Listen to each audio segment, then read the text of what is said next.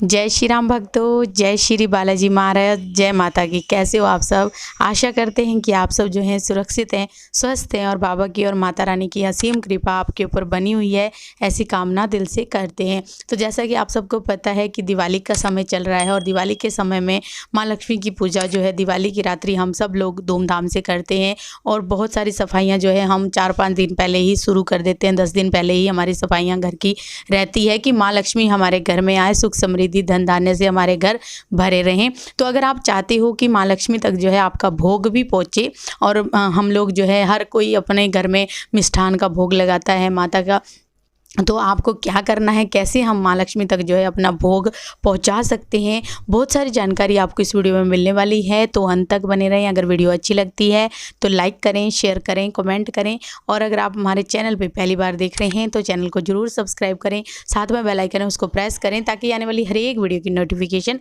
सबसे पहले आप तक पहुँच जाए। चलिए शुरू करते हैं आज की वीडियो। जय श्री राम जी। जय श्री राम, जय श्री बालाजी महाराज।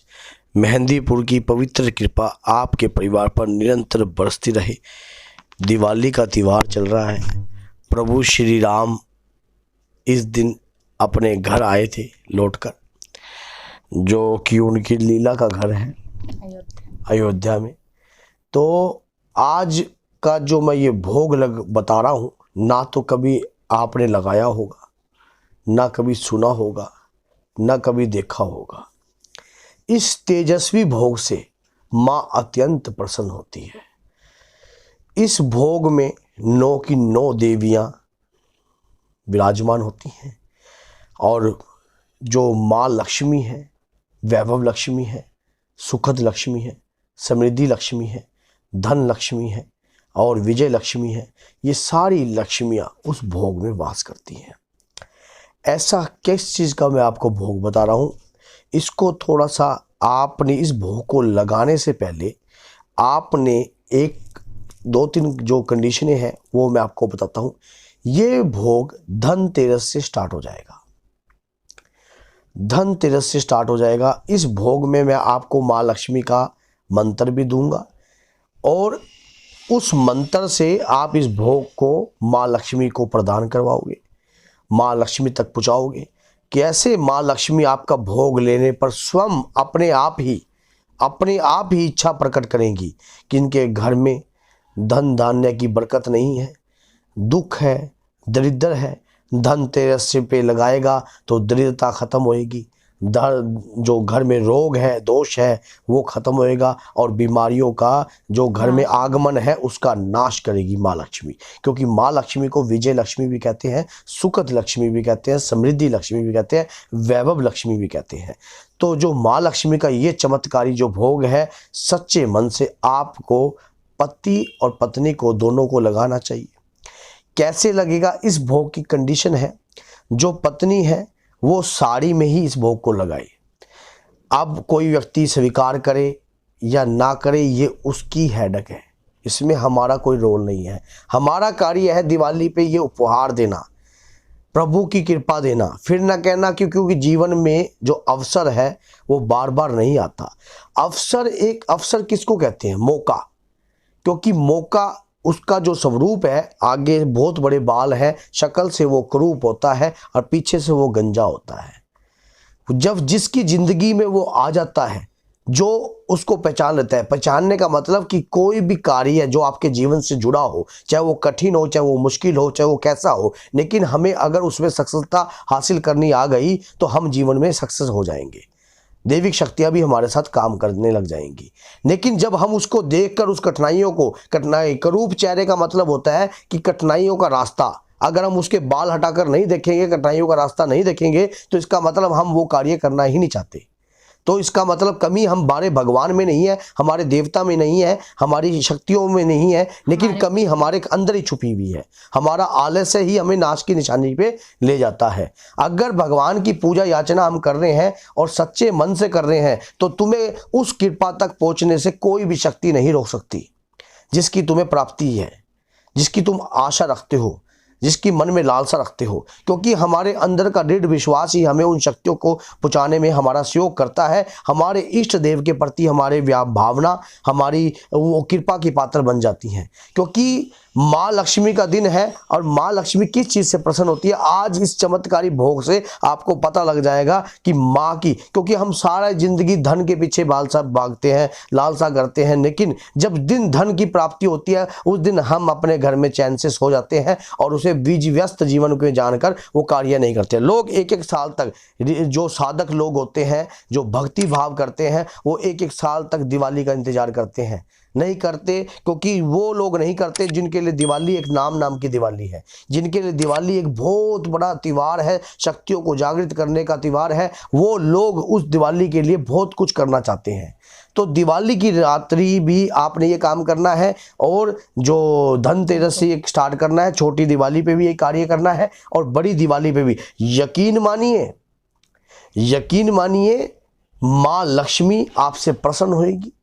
जो लक्ष्मियाँ हैं वो सब की सब आपके ऊपर दृष्टि रखेंगी। घर में जो दरिद्रता है वो दूर होएगी, जो रोग है, दोष है, वो उसी दिन धनतेरस से खत्म होना स्टार्ट हो जाएगा। ये सब गेम विश्वास का है। एक साल तो एक साल अपना गिन लेना अपने जीवन में। अगर इस प्रकार का जो भोग मैं आपको आज बताऊंगा, ये भोग आज तक आपको किसी ने नहीं बताया। ये भोग तामसिक भी है, सात्विक भी है, और हर शक्तियों को, जो बुरी शक्तियों को, उनको दूर भगाने का भी है। दरिद्रों का भी नाश करता है ये भोग, दरिद्रों का भी नाश करता है। इस भोग में आपको क्या क्या चीज़ें चाहिए, आज मैं आपको जो भोग बता रहा हूँ, भोग जो लगेगा वो ज़मीन पे लगेगा, ज़मीन का स्पर्श चाहिए, थाली नहीं रखनी है। भोग में आपने 11 पत्ते पान के लेने हैं। अब कोई व्यक्ति सोचेगा कि इसको करके दिखाओ, देखो करने का समय मेरे पास नहीं है, मेरे पास इतना समय नहीं होता कि मैं बनाकर आपको वो करूं। लेकिन हाँ, अगर कोई मौका लगा तो मैं क्या पता उसमें वीडियो डाल नहीं सकता, क्योंकि वो नज़दीक आ जाएगी फिर। समझ गए? तो मैं आपको बता रहा हूं कि किस तरीके से करना है। मैं बहुत बारीकी से आपको ये चीज़ बताऊंगा। आपने क्या करना है, 11 पान के पत्ते लेने हैं और 11 ही कमल गट्टे लेने हैं, और एक भीमसेन कपूर लेना है। थोड़ा कॉस्टली जरूर होता है, लेकिन मज़ा आएगा अगर भीमसेन में आप लगाओगे भोग। भीमसेन ओरिजिनल होता है, ओरिजिनल भीमसेन लेना आप, भीमसेन कपूर जो होएगा। और आपने 11 ही आपने वो लेनी है लौंग, टोपी वाली। अब कैसे लगाना है, जो इस भोग को आपने एक पत्ता ऐसे, एक पत्ता ऐसे, एक पत्ता ऐसे, एक पत्ता ऐसे, मान लो कमल की तरह पत्तों को आपने बिछाना है। मान लो आपके पत्ते जो है कमल की तरह हो जाए, 10 पत्ते कमल की तरह हो जाएं, और एक पत्ता उनके ऊपर आपने माँ की मुख, बीचम बीच माँ की मुख की तरफ रखना है। और इसके अंदर आपने 11 कमल गट्टे रखने हैं उसके ऊपर, और उसके ऊपर भीमसेन कपूर रखना है। 11 लौंग लेनी है। लौंग लेते समय हाथ में लौंग लेना, 10 रुपये की दरखास्त लेना, श्री बालाजी महाराज का आह्वान करना, क्योंकि श्री बालाजी महाराज की कृपा से ही सब काम होगा। घर में जो दुख है, जो दरिद्र है, वो सब का सब खत्म होगा श्री बालाजी महाराज की कृपा के माध्यम से ही। माँ का ध्यान करना है कि हे माँ, मैं धन की लालसा नहीं चाहता, मैं किसी भी प्रकार की लालसा युक्त ये भोग नहीं लगा रहा हूँ, लेकिन मेरे मन में जो है वो आप स्पष्ट शीशे की तरह जानती हो, क्योंकि शक्तियों से कोई भी वार्तालाप कभी छुपती नहीं है। इंसान के अंदर छल चल रहा हो या कपट चल रहा हो या किसी भी प्रकार का कार्य चल रहा हो, वो शक्तियों के आगे कभी भी कोई वार्तालाप आप छुपा नहीं सकते। शक्तियाँ तो वही जो आपके अंतर आत्मा की बात जान जाए और वो माँ तक पहुँच जाए। क्या भगवान तक पहुँचाने के लिए आपको किसी बीज की जरूरत पड़ेगी? नहीं, सिर्फ हनुमान जी महाराज की ही जरूरत पड़ेगी। हनुमान जी को हर कार्य में आगे, क्योंकि हनुमान जी माँ के लाल हैं और माँ का निरंतर हाथ उनके सिर पर रहता है, वो उनकी सेवा में निरंतर भक्ति करते हैं। तो उसी समय आप हनुमान जी महाराज से प्रार्थना करना कि हे प्रभु, अगर मेरे घर में कोई भी करने वाला व्यक्ति है, गलत कार्य कर रहा है, या मेरे धन के ऊपर बंधन लगा रखा है, मेरे कारोबारों पे बंधन लगा रखे, तो प्रभु आपकी शरण में आया हूँ, शरण पड़े की लज्जा रखिए प्रभु। आपने प्रभु श्री राम के कार सवारे, आपको सीता शोक विनाशक भी कहा, लक्ष्मण प्राणदाता भी कहा जाता है। मेरा भी इस कार्य को सवारिए प्रभु।